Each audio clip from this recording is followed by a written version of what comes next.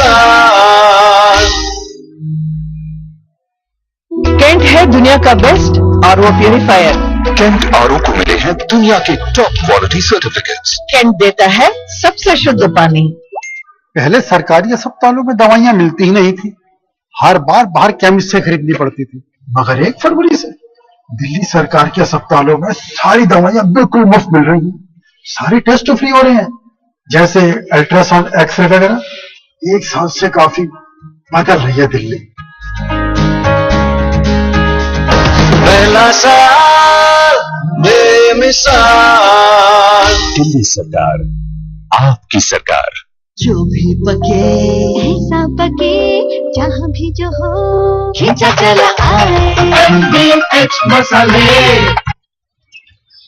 पहले साडा पानी दा बिल साल में कुछ 5-6 हज़ार आंदा सी, हुण तो साडा बिल 0 आता है, क्योंकि केजरीवाल सरकार ने हमको हर महीने 30,000 लीटर पानी मुफ्त देता है। 1 साल से वाकई बदल रही है साडी दिल्ली। दिल्ली के 9 लाख परिवारों को हर महीने 20,000 लीटर पानी मुफ्त मिल रहा है। पहला साल बेमिसाल।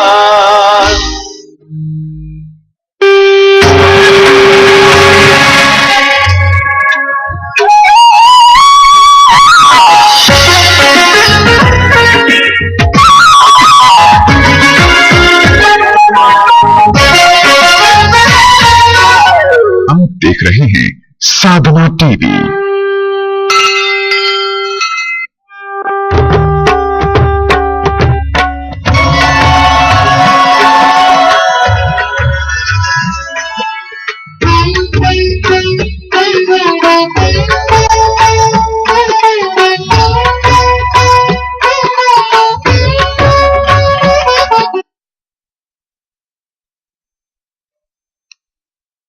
अद्भुत जागो बे शीश धरणी धर करत हूँ नमस्कार सोबार। इष्ट देव बाबू जम्भ गुरु लीला हित अवतार। धन्य ही जंगल समराथले, धन्य ही बाल गोपाल। जा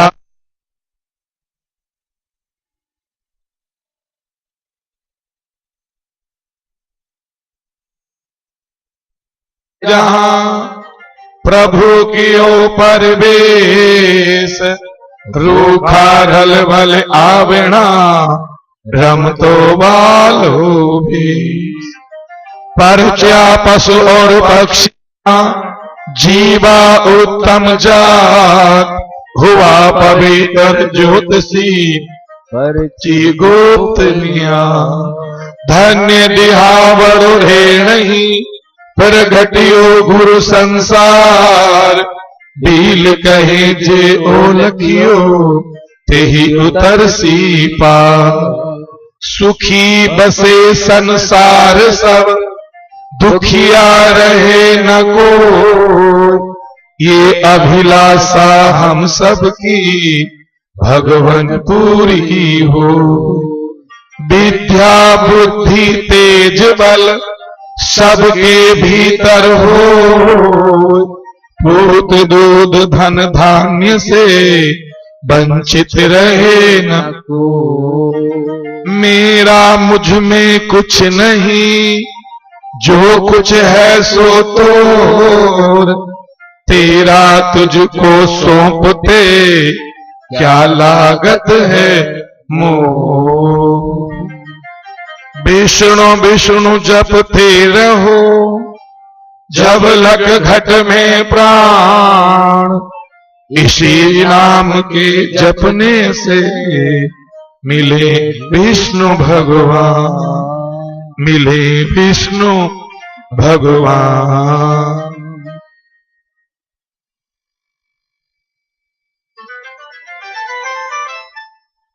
अनंत अनंत ब्रह्मांड कोटि नायक आनंद कंद सच्चिदानंद रोम रोम में जो रमे हुए हैं, कण कण में जो व्याप्त हैं, ऐसे जगत नियंता जगताधार सर्वेश्वर परमेश्वर दीन बंधु पतित पावन भक्त वत्सल अकारण करुणा वरुणालय दीन इसने ही पति तो उद्धारक भगवान जाम्बू जी की असीम कृपा, उन्हीं की कृपा का ये अनंत कृपा का ये फल हम सभी पंजाब की इस परम धरा पर तहसील अबोहर का ये क्षेत्र सुख चैन, जहां सुख भी है और चैन भी है, सीतों गुन्नों के मध्य में ये बनी पावन गौशाला, और इसी पावन गौशाला के पवित्र प्रांगण में हम सभी श्री धेनु मानस हरि कथा का अमृत पान करने के लिए यहां पर विराजमान हैं। मंचस्थ मंच पर विराजमान अर्चनीय वंदनीय पूजनीय संत चरण,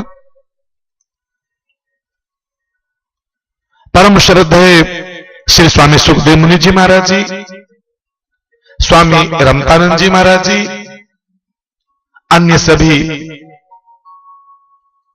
पूज्य संत, आज की इस कार्यक्रम के सभी हमारे मुख्य अतिथि, विशिष्ट अतिथि या अति विशिष्ट अतिथि, सभी हमारे मुख्य मेहमान जो मंच पर विराजमान हैं, और इस कथा के पवित्र प्रांगण में पधारे हुए सभी आदरणीय बुजुर्गों, युवान भाई और बहनों, छोटे छोटे बालक और बालिकाओं, भक्तिमती श्रद्धामयी शक्ति स्वरूपा माताओं, आप सभी के अंतस्थ हृदय में विराजमान श्री हरि को प्रणाम करते हुए, नमस्कार करते हुए, और साथ ही साथ में जो अपने अपने निवास पर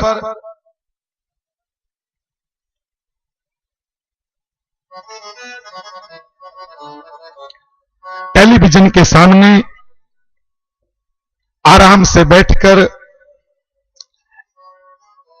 टेलीविजन के माध्यम से कथा सुन रहे हैं, आप सबको भी मेरी व्यास गादी की तरफ से, मेरे संत समाज की तरफ से और पूज्य मां गौ मां की तरफ से आपको ढेर सारी शुभकामनाएं, ढेर सारा आशीर्वाद। आइए कथा में प्रवेश करें, उससे पूर्व 1-2 मिनट के लिए हरि नाम संकीर्तन बड़े ही भाव से हम सब लोग प्रेम से गाएं। संतन के संग लाग रे तेरी अच्छी बनेगी, संतन के संग लाग रे तेरी अच्छी बनेगी।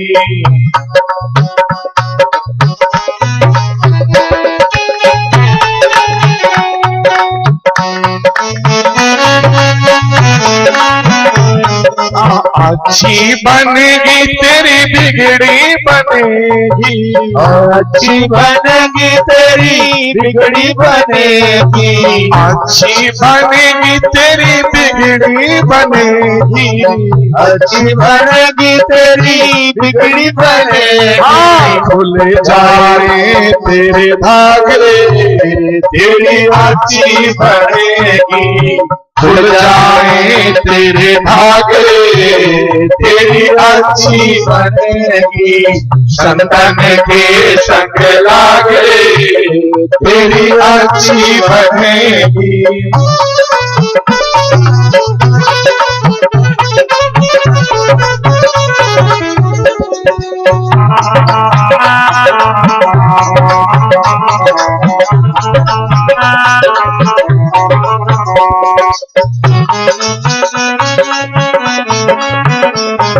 ध्रुव जी की बन गई, प्रहलाद जी की बन गई, ध्रुव जी की बन गई, प्रहलाद जी की बन गई, ध्रुव जी की बन गई, प्रहलाद जी की बन गई, ध्रुव जी की बन गई, प्रहलाद जी की बन गई। विष्णु चरण अनुराग रे तेरी अच्छी बनेगी, हरि के चरण अनुराग रे तेरी अच्छी बनेगी, संतन के संग लाग रे तेरी अच्छी बनेगी।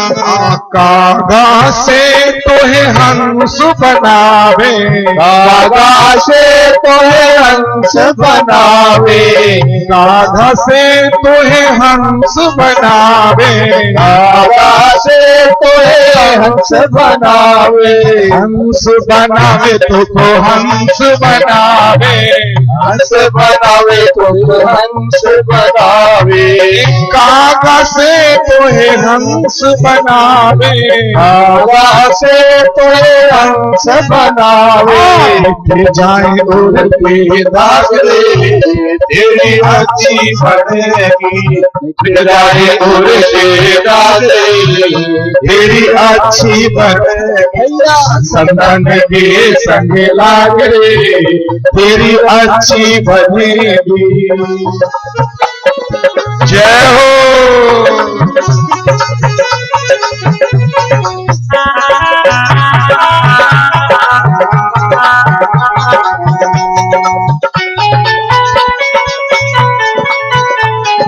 मोह माया में बहुत दिन सोया, मोह माया में बहुत दिन सोया, बहुत दिन सोया बंदे घने दिन सोया, बहुत दिन सोया बंदे घने दिन सोया, मोह माया में बहुत दिन सोया, मोह माया में बहुत दिन सोया, जाग सके तो जाग रे तेरी अच्छी बनेगी, जाग सके तो जाग रे तेरी अच्छी बनेगी, संतन के संग लाग रे तेरी अच्छी बनेगी।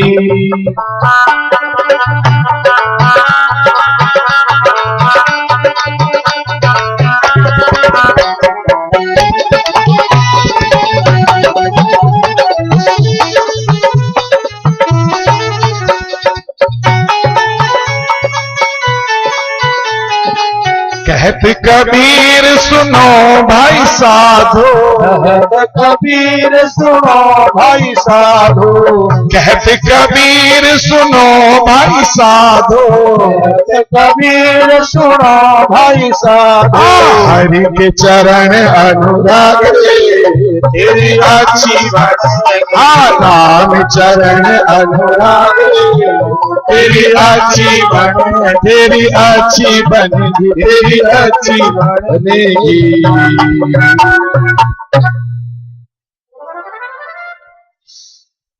इस कथा के पवित्र प्रांगण में पधारे हुए सभी आदरणीय श्रोताओं, मेरी व्यास गादी आप सभी का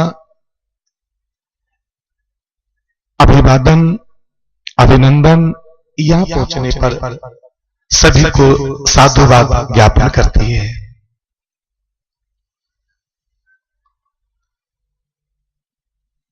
भगवान जाम्बू जी कहते हैं सबदवाणी में, लोहा नीर किसी विधि तरवा, उत्तम संग स्नेहु। पानी में लोहा कैसे तैरता है, और स्वयं उत्तर देते हैं उत्तम संग स्नेहु। उस लोहे को उत्तम संग जो मिला है, उत्तम संग कौन सा? काठ का संग। जैसे काठ लोहे को पानी में डूबने नहीं देता, उसी प्रकार यदि हमारा जीवन उस लोहे की तरह भी है, तो ये जो भगवान की मंगलमय कथा है, ये काठ के समान है और आपको भवसागर में डूबने नहीं देगी, भवसागर से पार लगा देगी। भगवान जाम्बोजी ने सत्संग को उत्तम नौका की उपमा दी है।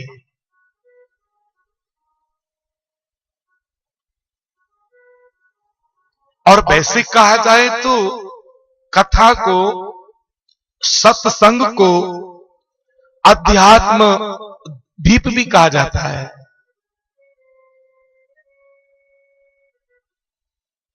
जब सूर्य अस्त होने लगा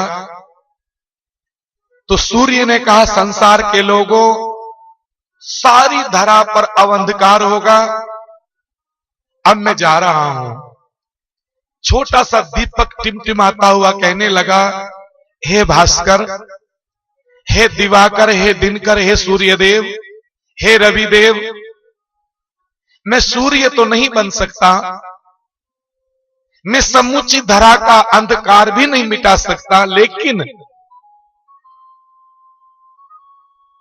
मैं आए हुए यात्रियों को मार्ग दिखाता रहूंगा, रास्ता दिखाता रहूंगा, अंधकार में उनको भटकने नहीं दूंगा। भाई बहनों, जैसे सूर्य के अभाव में यह दीपक लोगों को राह दिखाता है, अंधकार में भटकने नहीं देता, ऐसे ही मेरे भगवान की मंगल में कथा है, ये धेनु मानस कथा है, तुम्हें अज्ञान के अंधकार में भटकने नहीं देगी, तुम्हें ज्ञान का मार्ग बताएगी, तुम्हें सही रास्ते पर लेकर चलेगी। इसलिए तो कहा महापुरुषों ने, नित हरि कथा हो तो जय भाई, पठबहु तहां सुनऊ तुम जाई। जहां भगवान की मंगल में कथा होती हो, वहां आप नित्य जाना। शास्त्रों का तो कथन है भाई, स्नान का समय हो रहा हो तो 100 काम छोड़ो, पहले स्नान करो। स्नान का इतना महत्व नहीं होता तो जाम्बोजी ये नहीं कहते कि कंचन दानु कछु न मानो, चौपड़ दानु कछु न मानो, पाठ पटंबर दानु कछु न मानो, 5 लाख तुरंगम दानु कछु न मानो, हस्ती दानु कछु न मानो, तिरिया दानु कछु न मानो, मानो एक सुचील सनानु। जब अपने लोग मारवाड़ में जाते हैं तो वहां कोई बहुत अच्छा व्यक्ति होता है, पुण्य करता दिखाई देता है, सत्कर्म करता है, समय से स्नान कर लेता है, समय से आराधना करता है, उपासना करता है, परमार्थ करता है, पुरुषार्थ करता है, जप तप करता है, तो वहां की भाषा में लोग बोलते हैं ये बड़ा सुशील व्यक्ति है, माने ये पवित्र है। और भाई बहनों, कोई सत्कर्म से बहुत दूर हो, ना कभी मनन है, ना कभी सुमरण है, ना कभी चिंतन है, ना कभी भजन है, ना कभी सेवा है, ना कभी जीवन में पुरुषार्थ है, ना जीवन में कोई परमार्थ है, ना जीवन में कभी गौशालाओं में जाते हैं, ना कभी किसी मंदिर में जाते हैं, उनको वहां के लोग बोलते हैं ये कुचील है। माने सुशील माने पवित्र व्यक्ति, कुचील माने अपवित्र व्यक्ति। भगवान कहते मानो एक सुशील सनानु। और पवित्रता 2 प्रकार की होती है, एक आंतरिक और दूसरे बाह्य। एक तो आंतरिक से पवित्रता होती है, एक बाह्य पवित्रता होती है। बाह्य पवित्रता हम स्नान इत्यादि से कर सकते हैं, लेकिन जो आंतरिक पवित्रता है वो तो बिना भजन के नहीं होगी, इसलिए तो महापुरुष कहते हैं कि मन पवित्र स्मरण करत और धन पवित्र कर दान, शरीर पवित्र सेवा करत, या विधि होए कल्याण। अपने मन को पवित्र करना चाहते हो तो उसके 3 उपाय हैं। नंबर 1 सुमरण। आप सुमरण कीजिएगा, विस्मरण नहीं। सुमरण करते करते करते करते मरना भी सुमरना हो जाता है, और परमात्मा को भुला दो, विस्मरण कर दो तो मरना भी महाराज जैसे कोई विष खाकर मरता है, विस्मरण। परमात्मा को विसारना वैसे ही है जैसे कोई विष खाकर, जहर खाकर तड़प तड़प के मरता है। भगवान को भूला हुआ इंसान भी ऐसे तड़प तड़प के मरता है। प्रभु को याद करते रहना, आपका जीवन सफल हो जाएगा भाई बहनों। सुमरण करते रहना। तो सबसे पहले मन को पवित्र करने के लिए सुमरण एक उपाय बताया है। दूसरा स्वाध्याय, अपने घर में प्रातः काल उठकर स्नान ध्यान के उपरांत कोई गीता पढ़ा करो। और भगवान जाम्बोजी ने जब गीता का स्मरण किया तो क्या कहा? गीता नाद कविता नाऊ रंग फटारस तारू। गीता किसी कवि की कल्पना नहीं है, गीता कोई कविता नहीं है।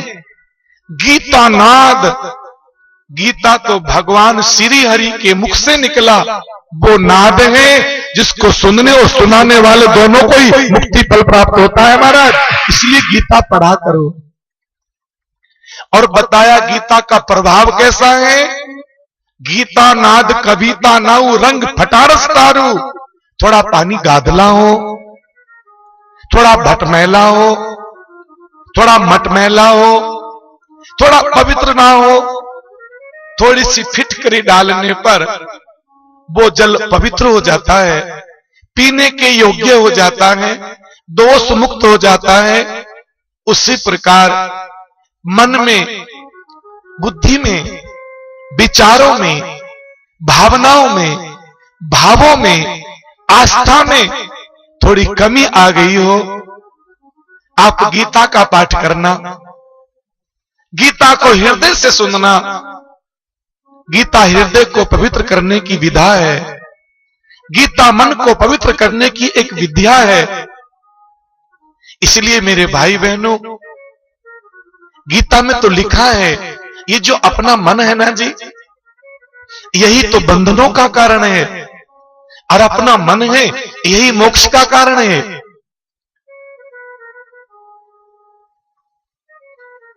आप समीप हैं और बिल्कुल कथा के इर्द गिर्द रहते हैं, आसपास के गांव में रहते हैं, आपके मन में आया चलो वहां जाके तो नीचे बैठना पड़ेगा। आराम से सोफा सेट पर बैठते हैं, बीच में अगर लगा तो बैठी भी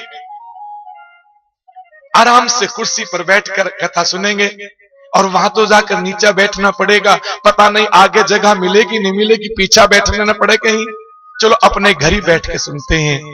बाबा टेलीविजन पर घर बैठकर कथा सुनना और गौ माता के चरणों में आकर सुनना, धरती आसमान का अंतर है बाबा, धरती आसमान का अंतर है।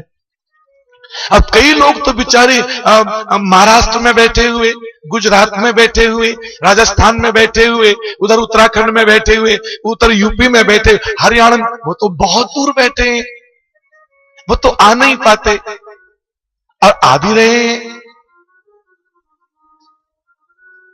अगर आप नजदीक हैं, आपका मन ये करता है चलो मैं आज कथा में चलूंगा, आज मैं बैठकर भगवान की पावन कथा सुनूंगा।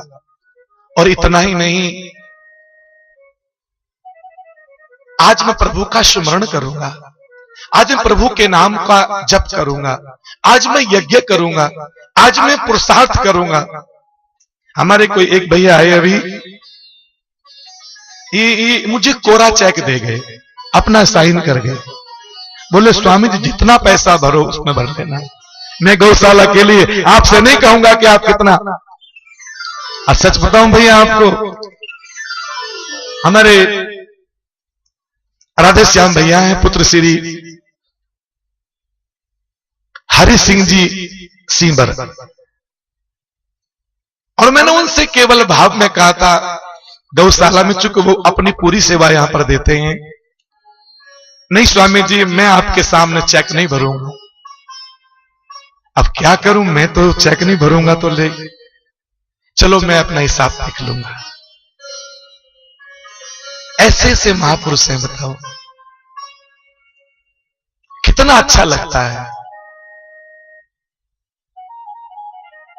आप स्मरण करना, आप स्वाध्याय करना, ये मन पता कैसा है। पहले जमाने में जब बंदरों को पकड़ा जाता था तो एक विधि होती थी, छोटे मुंह का गड़ा, क्या बोलते हैं, सुराही बोलते हैं क्या उसको, सुराही।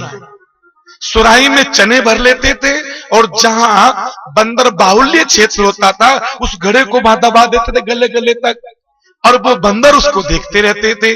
वो घड़ा दबा कर चले गए और बंदर ने आकर देखा, अरे बाप रे बाप, इसमें तो एक हाथ से पहले चने, इतना वो संतुष्ट नहीं है कि वो एक हाथ से खाएगा, इतना उसमें संतोष नहीं है। और महाराज फिर दोनों हाथ डालता, और दोनों हाथ डाले, दोनों मुट्ठी में अब चने ले लिए। अब महाराज अंगुली बंदर की बहुत लंबी होती है, अब हमारा अंदर से मुट्ठी दोनों मोटी हो गई, बड़ी हो गई, बाहर निकाले तो निकलती नहीं। अच्छा बंदर चने छोड़ दे, उसके स्वभाव में नहीं, वो चने नहीं छोड़ सकता और ऐसे हाथ निकल नहीं सकते, तो वो चीखता था, इतना चीखता था, और उसी समय उसके ऊपर जाल डाल दिया जाता था, उसको पकड़ लिया जाता था। बंदर के स्वभाव में चने छोड़ने नहीं, और बिना चने छोड़े हाथ निकलते नहीं। और महाराज वो चीखता पकड़ा जाता था। कहीं हमारे मन रूपी बंदर ने ये कामना और वासना रूपी चने तो नहीं पकड़ रखे, इनको छोड़ने को तैयार नहीं है, और हम अपने आप को बंधनों से मुक्त समझते नहीं है। अगर अपना मन कथा में जाने को कहता है, यदि अपना मन सुमरण करने को कहता है, यदि अपना मन भजन करने को कहता है, यदि अपना मन तीर्थ यात्रा करने के लिए कहता है, यदि अपना मन यज्ञ करने के लिए कहता है, यदि अपना मन धर्म के कार्यों में जुटा हुआ है, तो महाराज अपने मन को धन्यवाद देना, मेरे मन तूने मुझे मोक्ष का अधिकारी बना दिया। और यदि ये मन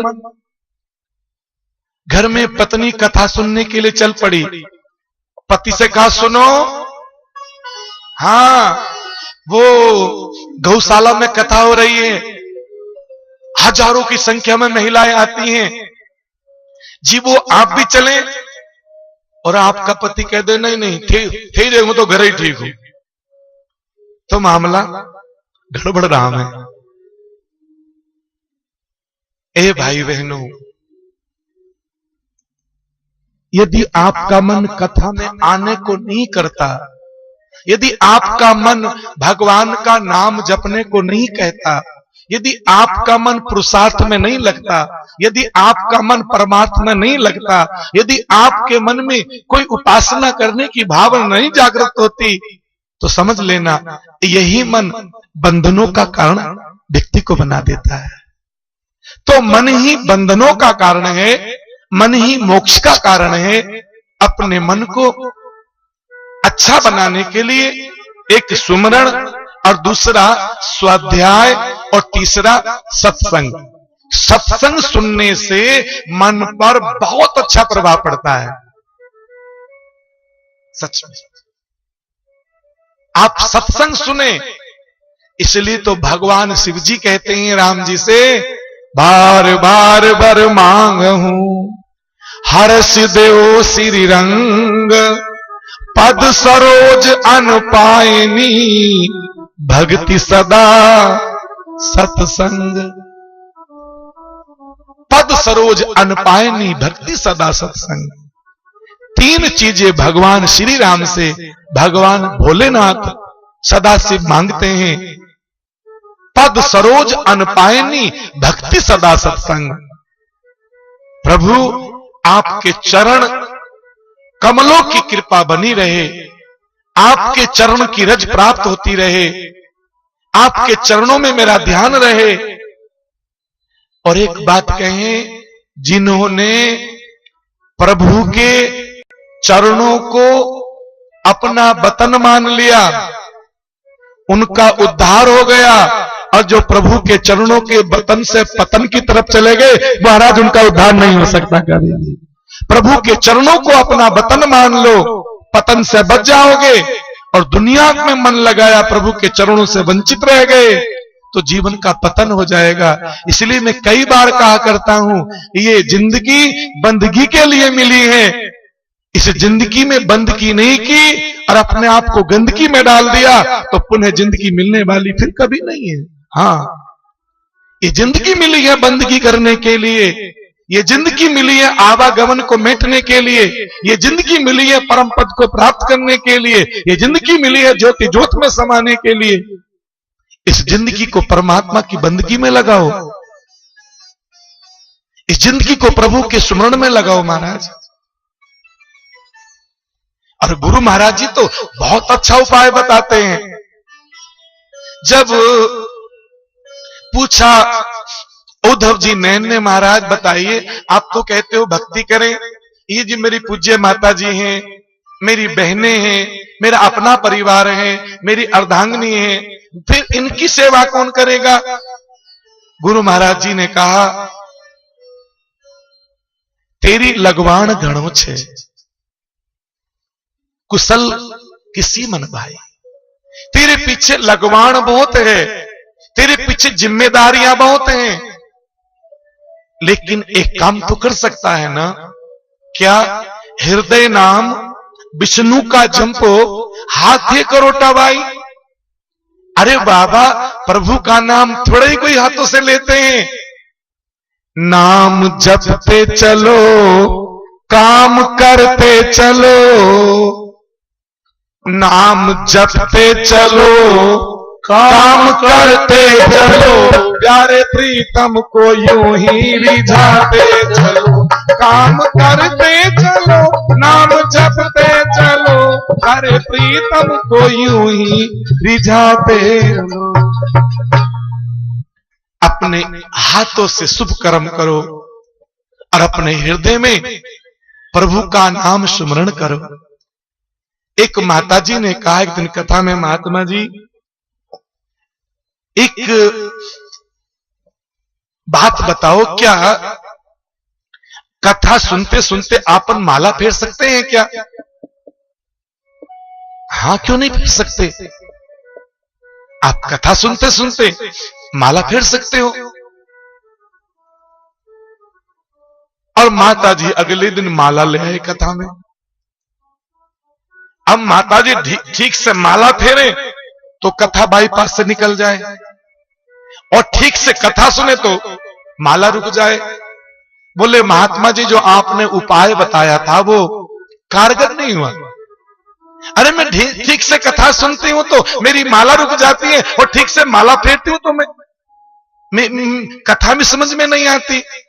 हमने कहा, माता जी, हमने देखा है, वो होती ना टाइपराइटर, जब पहले वो उसको सीखने जाते हैं तो वो एक अक्षर पहले डायरी में देखेंगे, फिर वो उस मशीन में उस अक्षर को ढूंढेंगे, फिर कहीं फिर देखेंगे, फिर कहीं उसको चलाएंगे।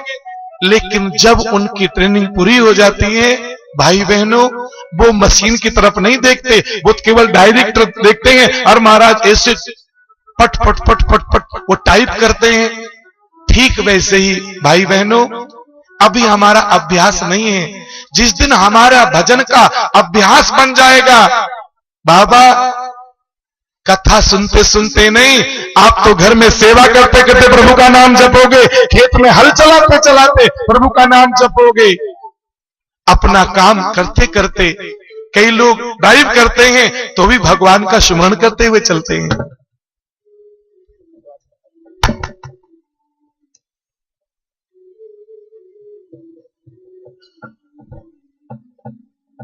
अगर अभ्यास हो जाए तो अभ्यास किया करो। हनुमान जी महाराज जब प्रस्थान भी कहीं करते थे या मार्ग में चलते थे तो प्रभु के नाम का सुमरण करते हुए चलते थे। लंका ही चले सुमर न रह रही। जब लंका के लिए प्रस्थान किया तो भी हनुमान जी महाराज प्रभु का नाम लेते हुए जा रहे थे, सुमरण करते हुए जा रहे थे। महाराज आप भी तो अपना काम करते करते प्रभु का भजन कर सकते हैं, अभ्यास हो जाए तो। हाँ, महापुरुष एक बात तो कहते हैं, 8 मास मुख से जपो, 16 मास कंठ जाप, 32 मास हृदय जपो, तन में रहे ना पाप, तन में रहे ना पाप, भक्ति का उपजे पौधा, मन रुक जाए वहां जाके ये अप्रबल योद्धा। 8 महीने तक जो आपने नाम दान लिया है अपने गुरुओं से, अपने संतों से, अपने महापुरुषों से, उससे 8 महीने तक 8 मास मुख से जपो और 8 महीने तक जपते जपते वो बैखरी जाप कहलाता है। और कंठ जाप,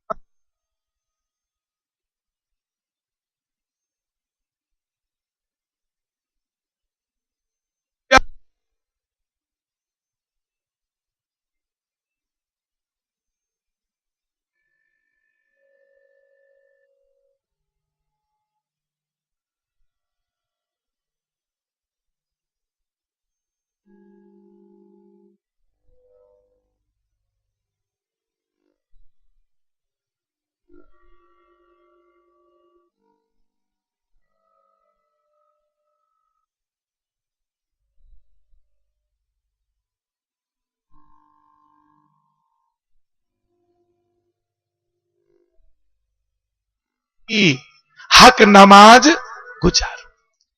अपने हृदय रूपी सरोवर में जहां आत्मा रूपी हंस निवास करता है, उसी हृदय में प्रभु की बंदगी माने आराधना करो।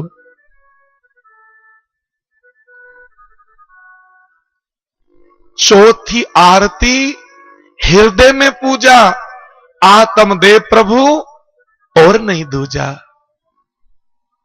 सीने सरवर करो बंदगी, हक नमाज गुजारो। और जो परमात्मा ने आपको जिम्मेदारियां दी हैं, उन्हें बड़ी मर्यादा के साथ नेक राह पर चलते चलते जीवन को सफल बनाओ। 7वें शब्द के अंत में गुरुदेव कहते हैं, परशुराम के अर्थ ने मुबा, ताके निश्चय शरीर न कायो। जहां जहां भगवान ने परशुराम का नाम लिया, भगवान कृष्ण का नाम लिया, भगवान राम का नाम लिया, इन सबका एक ही बावन का नाम लिया, वहां एक ही भाव है, भगवान विष्णु की उपासना, उस नारायण की उपासना, उस परमपिता परमात्मा का भजन। वो कहते हैं, यदि आपने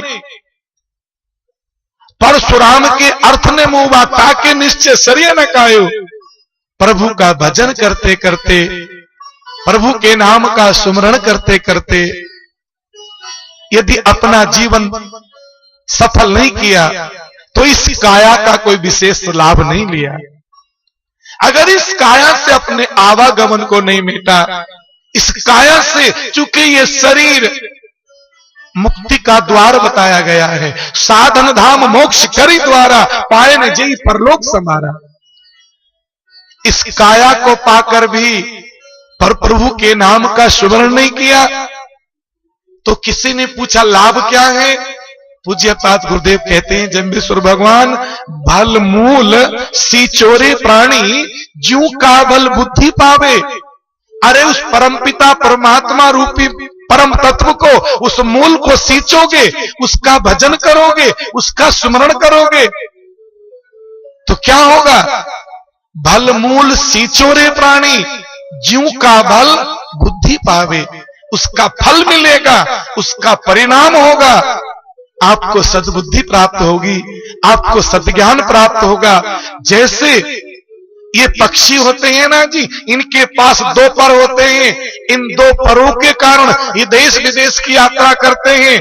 ऐसे ही विधाता ने हमें दो पर दिए हैं, एक पर का नाम है सत्कर्म और दूसरे पर का नाम है सद्ज्ञान। अगर दोनों पर मिल जाए जीव को, सत्कर्म क्या है और सद्ज्ञान क्या है, इन दोनों के कारण जीव परलोक की यात्रा प्राप्त कर सकता है। इन्हीं लोक से परलोक तक ये जीव जा सकता है भाई बहनों। इसलिए गुरुदेव एक शब्द में कहते हैं, गुरु प्रसादे केवल ज्ञाने धर्मे आचार्य शील संयम सद्गुरु टूटे पाई। एक तो आप कथा में आते हैं और कथा के उपरांत आरती के बाद आपको प्रसाद वितरण किया जाता है और आप प्रसाद लेकर जाते हो। लेकिन एक प्रसाद है गुरु प्रसाद है केवल ज्ञान। गुरु का प्रसाद है केवल्य ज्ञान, जिसको आत्म ज्ञान कहते हैं। गुरु का प्रसाद है तत्व ज्ञान, गुरु का प्रसाद है ब्रह्म ज्ञान। कथा में आए हो तो जरूर उस तत्व को प्राप्त करके जाना, आत्म ज्ञान लेकर जाना, तत्व ज्ञान लेकर जाना, ब्रह्म ज्ञान लेकर जाना। गुरु प्रसाद केवल ज्ञाने धर्मे आचार्य। उनसे पूछा तो ये बताओ महाराज, अगर आत्म ज्ञान हो भी गया तो क्या प्राप्त होगा? बोले धर्म आचार्य, आपके अंदर धर्म का आचरण स्वतः आने लगेगा। आपको धार्मिक बनने के लिए प्रयास नहीं करना पड़ेगा, आप स्वतः धार्मिक हो जाएंगे। एक करना पड़ता है, एक होना अपने आप हो जाता है। तो स्वतः आत्मज्ञानी बन जाओगे। धर्म आचार्य, अगर धर्म का आचरण भी आ गया तो क्या होगा? शील संयम, आप में शीलता आ जाएगी। और शील देऊं उबारू उन्हें, परमात्मा जिसको उबारना चाहते हैं उसके जीवन में शीलता भरते हैं भाई बहनों। शीलता क्या है? अब मैं गाऊं शील को, ये वो संत सुजान, नर नारी सब ही सुनो, देते चित बुध कान। रूप गुणी कुलवंत जो, और होवे धनवंत। शील बिना शोभा नहीं, भिस्ते नरक पड़ंत। शील बिना जो यज्ञ करे और करे शील बिन दान, योग युक्ति करे शील बिन तो मानो अज्ञान। शील बड़ो ही योग जेकर जाने कोई।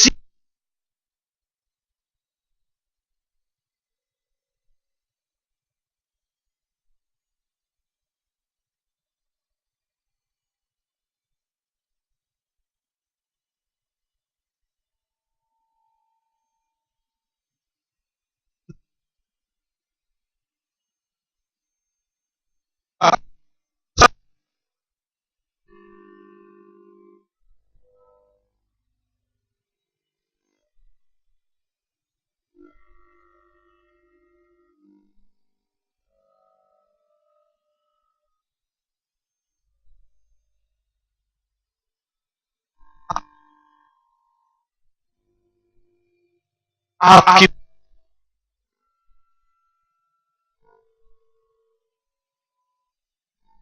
ये आवारा पशु हमारी भक्ति रूपी खेती को ना उजाड़ जाए, इसलिए सत्य के पिलर खड़े करो और महाराज शीलता की तार खींच दो। तुम्हारी भक्ति को कोई उजाड़ नहीं पाएगा, तुम्हारी भक्ति उजड़ नहीं पाएगी।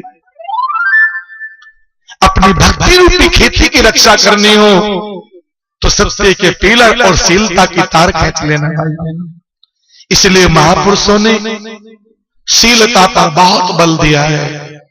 शीलता माने नैतिक शिक्षा, नैतिक ज्ञान, नैतिक आचरण, नैतिक व्यवहार, नैतिक चिंतन हमारे पास होना चाहिए।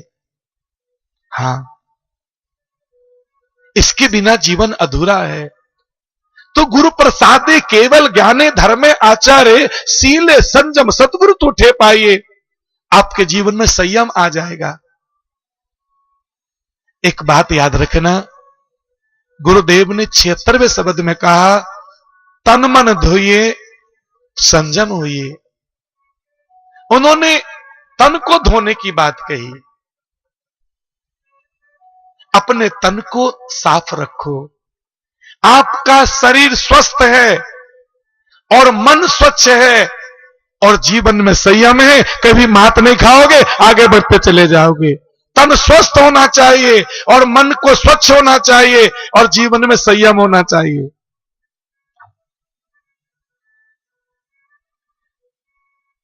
अब तन को भी साफ करो। जब स्नान की हम लोग चर्चा करते हैं तो केवल जल स्नान ही नहीं है। हां, 5 प्रकार के स्नान की बात कही जाती है शास्त्रों में। जल स्नानम, जप स्नानम, तप स्नानम, दया स्नानम और मनोनिग्रह स्नानम। आप जल से स्नान करें अति उत्तम, लेकिन जब जल से स्नान कर लो ना भाई बहनों, थोड़ी देर बैठना अपनी माला लेकर, थोड़ी देर बैठना अपना ध्यान करने के लिए, थोड़ी देर जप करना प्रभु के नाम का। जप करने से महाराज जन्म जन्मांतरों के पाप मिट जाते हैं। गुरुदेव कहते हैं कि विष्णु विष्णु तू भणले प्राणी, पैके लाखों पाजू, रतन काया बैकुंठे वासो, तेरा जरा मरण भय बाजू। प्रभु के नाम जपने से 4 लाभ मिलते हैं। कौन कौन से? जन्म दुख, जया दुख, जरा दुख, अंत काले में महादुखम। मां के गर्भ में ये जीव उल्टा लटका रहता है। बाप रे बाप, कितनी पीड़ा है, कितना दुख होता है, कितनी तकलीफ भुगतनी पड़ती है। ये बड़ा दुख है, जन्म दुख। और फिर मां के गर्भ से मुक्ति मिली। ये जब जीव मां के गर्भ में होता है तो हमारे पूजनीय संत कहते हैं कि गर्भवास में कबल किया था, कबल पलट हरी बेमुख हो गए। जब ये जीव मां के गर्भ में था, इसने परमपिता परमात्मा से पुकार की थी, भगवान से कबल किया था, दाता हमें संसार में भेज दो, इतना भजन करेंगे, इतना सुमरण करेंगे, इतना चिंतन करेंगे, इतनी गौ मां की सेवा करेंगे, अब मां के गर्भ में नहीं, अब ज्योति ज्योत में समा जाएंगे। लेकिन जैसे संसार में आया, ऐसी परमात्मा की माया ने उसको लुभाया, परमात्मा को बिसराया, परमात्मा को भूल गए। हाँ, कई कई लोगों को याद है, आप जैसे लोगों को तो याद है, तभी तो भगवान की कथा में आए हो, तभी तो ईश्वर की कथा में आए हो। ना जाने वक्ता की वाणी पर कब मां सरस्वती का वास हो, ना जाने श्रोताओं के हृदय में कब उस मां सरस्वती का वास हो। कौन सा उदाहरण आपके हृदय को भा जाए और आपके जीवन में परिवर्तन आ जाए, आपके जीवन में बदलाव आ जाए। कौन सा वाक्य आपको परमात्मा के साथ जोड़ दे। इसलिए कथा सुनने आते हैं। आनंदमयी मां, जो स्वर्गीय पूज्य इंदिरा गांधी जी की गुरु थी, जब वो व्यास गादी पर आकर बैठती थी, वो सबसे पहले ये बात कहा करती थी कि जिसने सुनी हरि कथा उसकी मिट्टी सकल व्यथा, हरि कथा ही कथा है, बाकी तो दुनिया की व्यथा ही व्यथा है, बाकी दुनिया की व्यथा ही व्यथा है। ये कथा तुम्हें अंदर की यात्रा भी कराती है। स्वामी विवेकानंद जी महाराज जब अमेरिका में थे, महाराज भूकंप आ गया, सारे लोग भागे और विवेकानंद जी तटस्थ होकर बैठे रहे। कुछ देर के बाद सब भूकंप रुका, सब लोग आए, महाराज हम सब भागे, आपने भागे? बोले मैं भी भाग गया था। नहीं महाराज, हमने देखा आप तो यहीं बैठे रहे। बोले नहीं मैं भी भागा था। बोले नहीं आप यहीं बैठे थे। बोले अंतर इतना था, आप बाहर भागे थे और मैं अंदर भागा था, भागे दोनों थे, मैं अंदर की तरफ भाग गया था। तो ये कथा तुम्हें अंदर की ओर लेके जाती है, अपने अपने निजता की ओर लेके जाती है। तो हम कथा सुनकर जो प्रभु से कबल किया है, कबल पलट हरि बेमुखों में, अपने कबल को भूल मत जाना। संसार में आए हो तो अपने आवागमन को मेट कर ही जाना। इतनी सेवा करना गौ मां की, चूंकि गौ मां पापनाशनी है। बाबा भगवान शिव जी को साथ दे दिया ब्राह्मणों ने, भगवान शिव जी को साथ दिया। भगवान सोचने लगे इन ब्राह्मणों ने शाप दे दिया, अब मैं कहां जाऊं? भगवान शिव जी जैसे महापुरुष जो त्रिलोकी के नाथ हैं, जिनकी भ्रगुटी पर यह सृष्टि नाचती है, काल जिनके इशारे पर नाचता है, जो कालों के भी महाकाल हैं, जब उनको शाप दिया तो भगवान गौ मां के पास आए और एक दो नहीं 12 साल तक गौ मां के कोख में रहे, गौ मां के गर्भ में रहे। जब भगवान शिव जी ने कहा गौ मां तेरी कोख में, तेरे गर्भ में मुझे सांप की कोई पीड़ा नहीं हुई, और जब जाने लगे तो गौ माता रोने लगी। बोले बाबा मुझे छोड़कर जा रहे हो? हाँ गौ मां मुझे जाना तो पड़ेगा ना। अच्छा तू रो मत, बता कुछ मांग ले। तब गौ माता ने कहा प्रभु आप साफ मुक्त हो चुके हो और मैं तो आपके साथ नहीं रह सकती, ये जो मेरा बछड़ू है ना, मेरे बछड़ू को ले जाओ। भगवान ने कहा गौ मां चिंता मत कर, ये तेरा बछड़ू हमेशा अपनी सवारी बनाए रखूंगा, मेरे साथ रहेगा। भगवान नंदी को लेकर आ गए। मैं निवेदन करता हूं गौ मां की सेवा करना, अवसर मिले तो ये जो गौ के जाए हैं ना, इनकी सेवा भी कर लेना। ये भी गौ के जाए हैं, ये भी आज ठीक है, इनका उतना उपयोग नहीं है खेती बाड़ी में।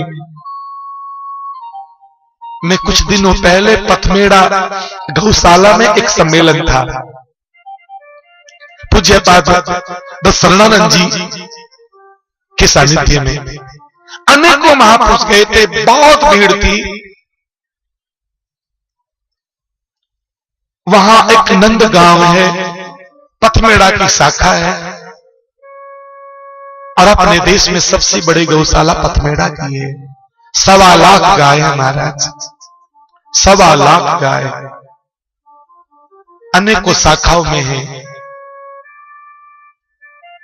तब वो कह रहे थे महात्मा जी जो गौमूत्र है हम इसको 16 रुपए लीटर खरीद रहे हैं, शुद्ध पावन। हमने अब निर्णय लिया है महात्मा जी, हम ये जो बैल का मूत्र है इसको भी 8 रुपए लीटर लेंगे ताकि बैल की कीमत बढ़ सके और ये इसका सदुपयोग हो सके। और वो कुछ ही दिनों में आप तक पहुंचेंगे। मैंने निवेदन भी किया था महाराज अपने ये जो सुखचैन गौशाला में, इसमें कोई ऐसा प्लांट लगाओ महाराज गौशाला अपने पैरों पर खड़ी हो सके। हम कब तक चंदा मांगते रहेंगे? हम कब तक झोली फैलाकर लोगों के सामने घूमते रहेंगे? कुछ ऐसा भी उपाय हो, कोई ऐसा भी यहाँ पर प्लांट कुछ ऐसा लगाओ कि कुछ गौ माता को यहाँ से उसके द्वारा इनकम हो सके और गौशाला ठीक से चल सके। अब हमें तो जो बुला लेता वहां चले जाते हैं,